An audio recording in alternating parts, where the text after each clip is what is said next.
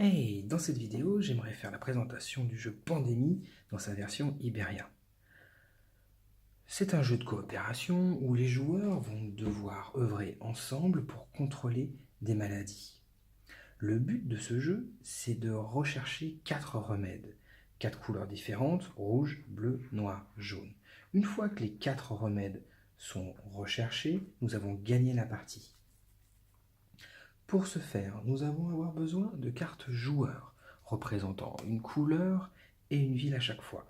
Les joueurs les collectionneront dans leurs mains et les utiliseront au bon moment pour rechercher le remède ou les utiliser pour faire d'autres pouvoirs, on verra ça en temps voulu.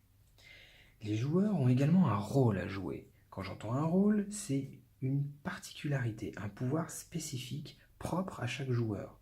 Nous avons la scientifique, l'infirmière, l'agronome, le marin, le médecin, le cheminot et le politicien.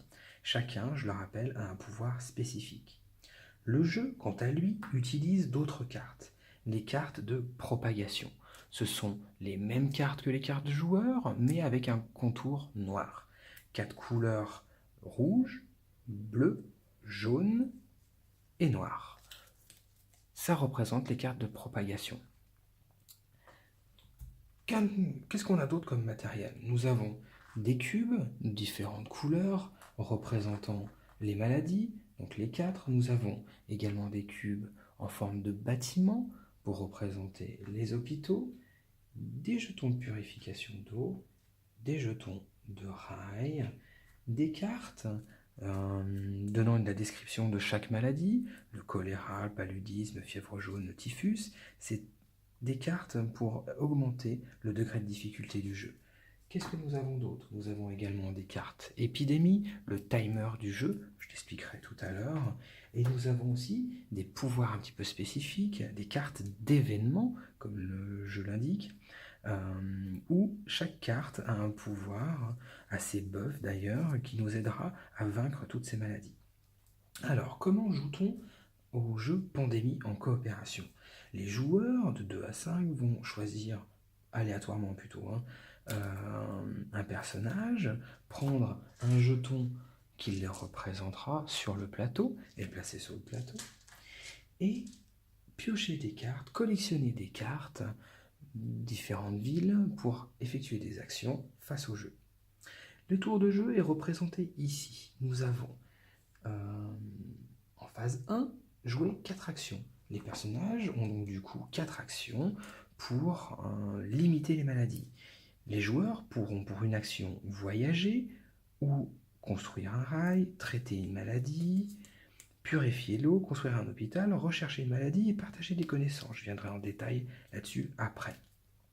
Une fois que le joueur a fait ces 4 actions, il va pouvoir piocher 2 cartes de joueur pour les mettre dans sa main et les collectionner. Après, on fait la phase de propagation. C'est la phase nuit, la phase négative du jeu, où on va tirer, selon où on se rend dans le jeu, le timer du jeu, on va tirer un nombre de cartes propagation et développer les maladies sur le plateau. Une fois fait ces 3 étapes, on passe à l'étape du joueur de droite et on continue comme ça jusqu'à temps qu'un des facteurs de gagne ou de lose, de win ou de lose, est effectué pour le jeu. On n'a qu'une seule façon de gagner le jeu, c'est de rechercher les 4 maladies, les remèdes, rechercher les 4 remèdes. Nous avons 3 façons de perdre. Nous avons le facteur d'éclosion, la traque d'éclosion qui arrive au maximum, 8 éclosions maximum et on perd le jeu. Si la pioche de cartes joueurs est vide, nous perdons le jeu. Et si nous pouvons plus poser de cubes sur le plateau, parce que physiquement on n'en a plus de disponibles, nous perdons le jeu. Donc, allez, simulons un tour de jeu pour voir comment ça se passe, et après on se lancera dans une vraie partie. Imaginons nous sommes le pion blanc, entouré de cubes bleus, un petit peu de rouge et un petit peu de noir. Nous avons 4 actions mises à disponibilité pour éradiquer les maladies. Nous pouvons voyager en chariot, voyager en navire, voyager en train.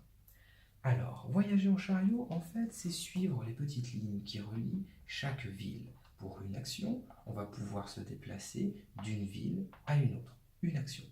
Voyager en navire. Sur les bords de côte, nous avons des villes avec une petite ancre marine.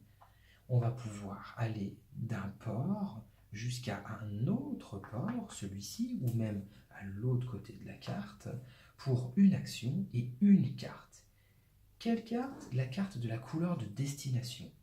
Pour l'exemple précis, nous sommes à Valence, un port, et nous décidons d'aller à Porto. Il va falloir que le joueur blanc se défausse d'une carte bleue pour se déplacer jusqu'à Porto. Donc se déplacer de là à là prend une action et une carte. Voyager en train. Voyager en train, c'est également une action et on va pouvoir se déplacer d'une ville jusqu'à une autre ville en suivant le chemin sans interruption de chemin de fer ici. Pour une autre action, nous pouvons construire justement un rail entre deux villes. Nous pouvons construire un rail que sur les traits continus et pas sur les traits pointillés. Les traits pointillés, par exemple, c'est ici. Évidemment, le rail ne peut pas aller sur la mer dans ce cas précis. Une action possible aussi, c'est traiter une maladie. On peut arriver sur une ville qui a un cube de maladie et pour une action, nous retirons un cube. C'est la façon la plus radicale de traiter les maladies.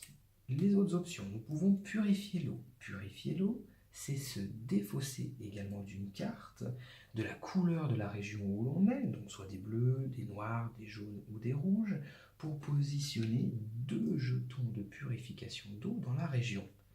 Exemple, nous sommes ici à Coimbra, nous défaussons une carte bleue, nous allons pouvoir poser 2 jetons de purification d'eau dans une région adjacente, soit ici, soit cette région-là, soit cette région-là. Le jeton de purification a un effet. Lorsque le jeu vous indique de poser un jeton de maladie sur l'une des villes de la région, on ne pose pas. On défausse simplement un jeton de purification d'eau.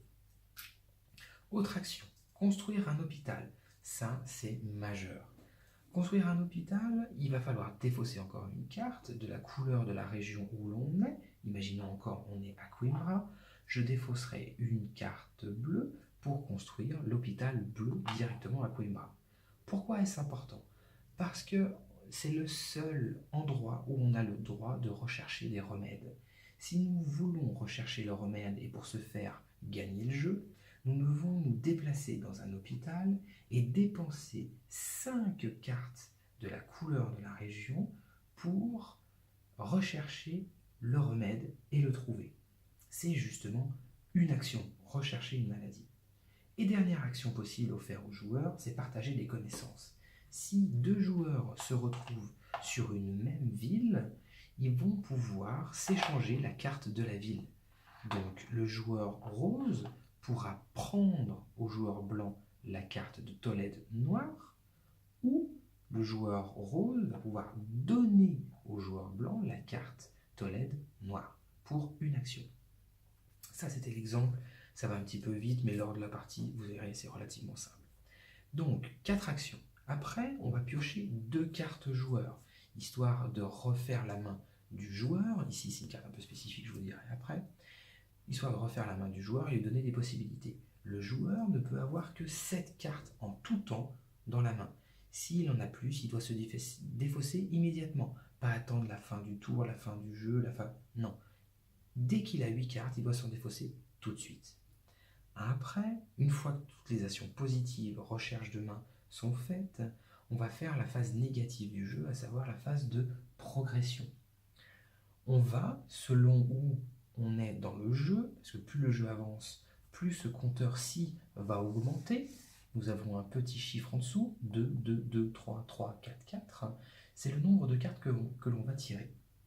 Pour chaque carte que l'on va tirer, qui représente une couleur et une ville, nous allons positionner un cube de la couleur sur la ville. Ici, nous sommes à Alicante, nous allons poser un cube à Alicante. Hop, et ça c'est la défausse.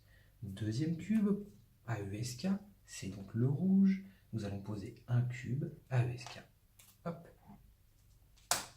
Particularité de ce positionnement de cubes. Si nous avons 3 cubes sur une ville et qu'on doit en poser un 4e, c'est ce qui arrive de pire quasiment dans le jeu, c'est ce qu'on appelle une éclosion. Nous augmentons ici le compteur d'éclosion de une case et nous allons non pas poser un 4e, mais poser un cube sur toutes les villes connectées à celle qui vient d'éclore.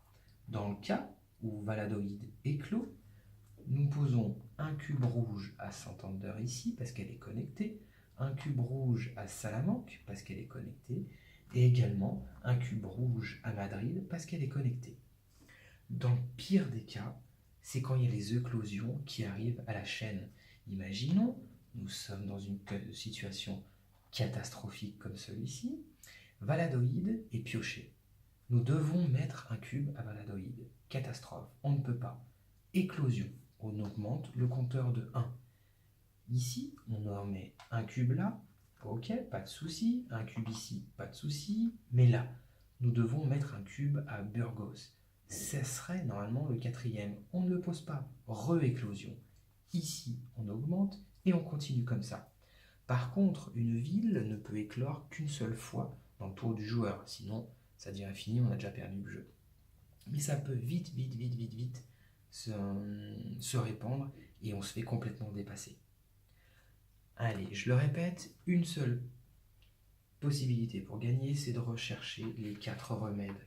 Pour rechercher un remède, il faut que le joueur soit sur la ville avec l'hôpital et dépense 5 cartes de la couleur. 3 façons de perdre. Si nous avons plus de cartes dans le deck de joueurs, si la traque d'éclosion arrive au maximum, ou si nous ne pouvons plus poser physiquement de jetons. Si la réserve n'y en a plus, on doit en poser, on n'en a plus, on a perdu. Une façon de gagner, 3 façons de perdre. Tout à l'heure, en piochant les cartes joueurs, je vous ai montré les cartes événements. Les cartes événements sont des cartes bonus, avec un pouvoir très fort pour aider les joueurs à contrôler un petit peu le jeu. Ce sont des cartes un petit peu spécifiques, c'est avec ça qu'on va gérer la difficulté du jeu. On va en mettre plus ou moins pour faciliter le jeu et essayer de gagner. Pareil pour les cartes épidémie, ça c'est le timer du jeu. Au niveau des cartes épidémie, on le verra lors de la partie, c'est vraiment la surprise à chaque fois qu'on en pioche une. C'est ce qui fait que le jeu s'accélère énormément. On en met 4 pour des parties classiques, on peut en mettre jusqu'à 6 si on veut vraiment du défi. Également, pour augmenter la difficulté, on va pouvoir utiliser des cartes, ces 4 cartes-là. Les 4 cartes représentent pour chacune une maladie, on va dire réelle. Choléra, paludisme, fièvre jaune et typhus, elles ont une particularité, une difficulté lorsqu'on veut les traiter. Voilà. Allez, on se retrouve tout de suite pour une partie. On verra plus clairement les règles.